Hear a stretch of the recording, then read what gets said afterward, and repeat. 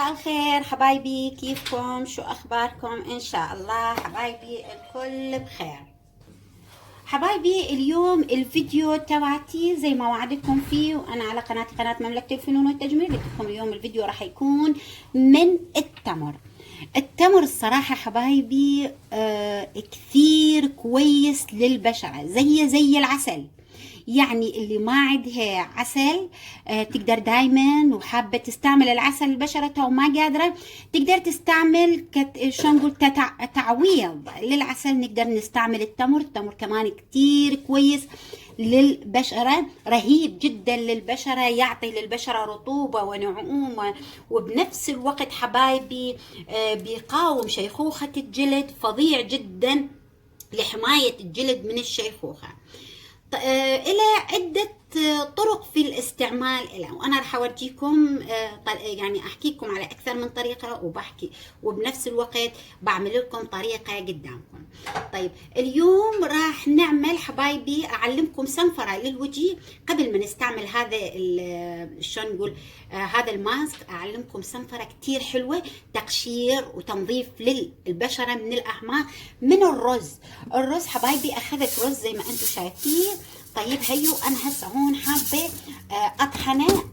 إذا عندها مطحون تقدر تستعمل المطحون، والما عندها المطحون تقدر تاخذ قليل من الرز وتطحنه، وما في أي مشاكل إذا طحنته بإيدها. وهيني أنا طحنته قدامكم، زين ما في أي مشكلة. اللي ما عندها أصلا شلون نقول رز مطحون تقدر هي تطحنه بإيدها، ما في أي مشكلة بالنسبة لطحن الرز. شغلته كلش سهلة، مو ضروري يكون كتير ناعم إذا بدنا نسوي بيه زي التقشير للبشرة، أبدا مو ضروري. زي ما انتو شايفين، شوف شلون انا طحنته. هاي هون راح اخذ من عنده ملعقة اكل وراح اورجيكم. هيني طحنت، واحط الكمية اللي بدي اياها واضبها الي ساعة بساعة بقدر اسويه. واللي حابة تشتريه من برا ما في اي مشكلة، تقدر تشتريه من برا. هذا هو الرز المطحون. طيب كيف راح نسوي تنظيف البشرة بالرز؟ راح ناخذ حبايبي اول اشي الرز مع قليل من الليمون. انا الليمون هون حبايبي شايفين حتى جامد، انا مسويته فريش وحطيته بالثلاجة بالفريز. راح اخذ معاه ملعقة من الليمون. طيب وراح اخلط الليمون مع الرز. طيب زي ما انتم شايفين الليمون مع الرز، وقليل جدا حبايبي من المي، قليل جدا من المي، يعني ملعقة رز، طحين الرز، ملعقة ليمون، وملعقة من الماء. حتى لو شفتوا الكمية زادت فيها شوية تحطون مي، او تحطون شوية، يعني اذا صار خفيف كل شوية تخلون الرز. طلعوا هذا هو، صارت جاهزة لتنظيف البشرة تبعتنا. زي ما انتم شايفين حبايبي صار جاهز لتنظيف البشرة تبعتنا. راح ناخذ هيك وراح نحاول على هاي الطريقة ننظف فيه البشرة تبعتنا بالكامل. نضل حبايبي هيك نفرك بالبشرة عشان نجهز البشرة للماسك. تقدرون هاي الطريقة تسووها بين يومين، بين كل 3 أيام. البشرة الدهنية محتاجة بين يوم ويوم، تقدرين تسويها إذا بشرتك شديدة الدهون، يعني كتير دهنية. بشرة جافة كل 3 أيام تقدرين تسويها، كثير حلوة لتنظيف البشرة بالكامل. وتظلين هيك ونظفي بشرتك بإيدك بأي مكان حابة تسوي، حتى جسمك بالكامل تقدرين تسوين هاي الطريقة. كل جسمك بالكامل تقدرين تسوين هاي الطريقة. إذا حابة للجسم بالكامل تقدرين تزيدين معاه زيت الزيتون، عشان شلون نقولوا آخر إشي أنت تريدين تطلعين من الحمام مع زيت زيتون تقدرين تسويه كمان هيك. تقدرين وهي هاي الطريقة تقدرين تزيدين معاها ملعقة كافي كمان وتسوين فيها للبشرة، وحتى للبشرة وللجسم بالكامل. تظلين هيك تفركين لمدة تقريبا 5 دقائق. بعديها سيبيه كمان، هاي إذا أنت بالحمام كمان سيبيه 3-4 دقائق، وبعديها غسليه من بشرتك. راح تشوفين فرق شاسع من أول استعمال. طبعا بعديها غسلي ايدك، وانتي كل وحده ايدها عن الثانيه تفرق. انا ايدي سمراء، طيب كل وحده تشوف ايدها راح تختلف على الاقل درجتين من نسبه السمار اللي بايدها. غير عن السمار حبايبي، راح تحسين تطلع الجلد هيك طري وناعم، بحيث انا ما حطيت ولا اي كريم بعديه، كثير ناعمه صارت. وانتوا هذا الشيء انتوا راح تحسون فيه بنفس الوقت. طيب هذا قبل ما راح نبدي بماسك التمر. ماسك التمر كتير حلو وفريد من نوعه الصراحه، وانا كثير احبه. راح تاخذون تمر، ويا ريت الطري شوي، يعني اللي عندي كتير ناشف. راح تاخذيه هيك تنظفيه وتزيلين من عنده اكيد هاي الحبوب، وهيك تاخذيها وتاخذين كم من حبه، يعني نقول حبتين، لا تسوون كميات كبيره حبايبي، حبتين هيك. وراح اورجيكم انا سويت بالحبتين. اخذت الحبتين، وقبل ما ابدي بالفيديو نقعتهم زي ما انتم شايفين بالماء.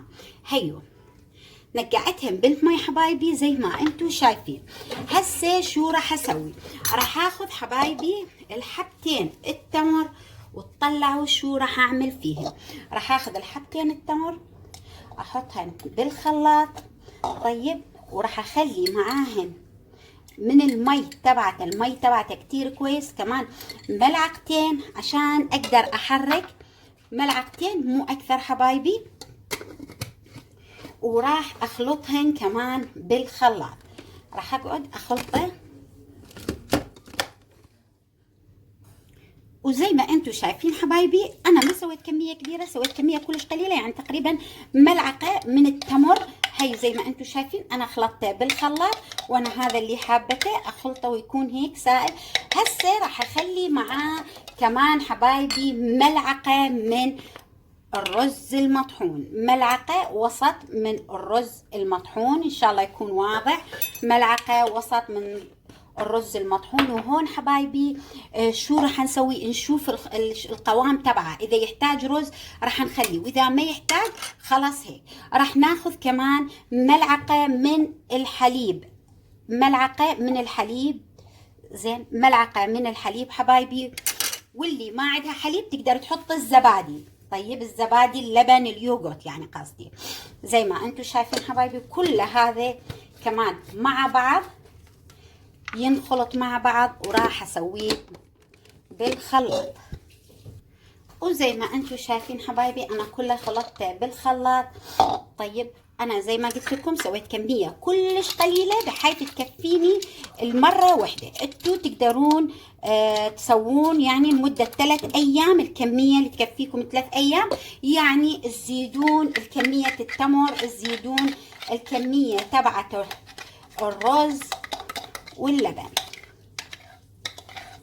كله هيك مع بعض حبايبي زي ما انتم شايفين. وهذا هو القوام تبعته زي ما انتم شايفين حبايبي، هذا هو القوام تبعه. زين، اللي حابه تقدر تضيف معاه بضع قطرات من زيت جوز الهند، يعني ملعقه صغيره جدا، ملعقه صغيره جدا. هذا هو حبايبي زي ما انتم شايفين هو الكريم تبعت التمر. طبعا هذا الماسك تبعت التمر العفو. هذا حبايبي شو بيعمل للبشرة؟ بيغذي البشرة من الأعماق، بيزيل بنفس الوقت حبايبي، احنا لأن سوينا بالبداية تقشير أو صنفرة للبشرة من الرز، بيزيل حبايبي كل الخلايا الميتة، بيخلي البشرة تتغذى من الأعماق، بيعطيها نعومة، وبنفس الوقت حبايبي نعومة ولمعة كتير حلوة، لمعة كثير حلوة للبشرة. كيف طريقة استعماله؟ راح تاخذون قليل من عنده حبايبي وتخليه على كل البشرة، طيب، مع تدليك كتير خفيف، لان احنا قبلها سوينا بالرز تقشير ودلكنا، هيك كلش خفيف، تدليك خفيف، نخليه شلون نقول يتغلغل كل المواد داخل الجلد وتتغذى البشرة من عنده. وكمان نرجع نكرر هيك حبايبي، زين، ونسيبه على البشرة مو أقل حبايبي من 20-25 دقيقة. بعد مرور 20-25 دقيقة حبايبي تغسلون وجهكم زي ما انتم متعودين كل مرة تغسلوا. بالنسبة لهذا الباقي حبايبي تغطوه بكيس نايلون من فوق وتضبوه بالثلاجة، تسيبوه بالثلاجة حبايبي لمدة 3 أيام. هاي العملية تقدرون تكرروها تغذية للبشرة ولو بالشهر مرة 3 مرات. العفو، لأن تسوون كمية اللي تكفيكم 3 مرات تقدرون تستعملوه حبايبي على البشرة بالكامل حتى تحت العين اللي ما بتتحسس من المواد. زين، كمية كلش قليلة سووا، لا تسوون كميات كبيرة. تغذية عميقة للبشرة وتغسلون وجهكم بعد المرور 20-25 دقيقة. هاي اليوم الوصفة تبعتي حبايبي، أتمنى إنها تنال رضا الجميع، وأتمنى من عندكم حبايبي إنكم تجربوها، كثير حلوة لا تستهينون فيها هاي الوصفة. وأتمنى من عندكم حبايبي إنكم تعملوا لي لايك وشير واشتراك، ودائما حبايبي تفعلوا الجرس عشان يوصلكم من عندي كل جديد. ومع السلامة.